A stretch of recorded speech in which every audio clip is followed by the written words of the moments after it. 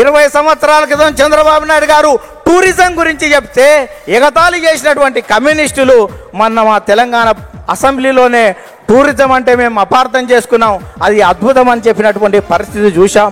అందుకనే ఇవాళటువంటి తెలంగాణలో ఉన్నటువంటి కొన్ని శక్తులు మనం నిత్యం వ్యతిరేకించే వాళ్ళు అనేక సందర్భాల్లో కూడా మనం చేసినటువంటి చంద్రబాబు నాయుడు గారి జినోమ్ వ్యాలీ గురించి కానీ ఆర్థిక అభివృద్ధిని ఏ రకంగా ముందుకు తీసుకువెళ్ళాడనేటువంటి విషయం ఒప్పుకున్నటువంటి ఉంది.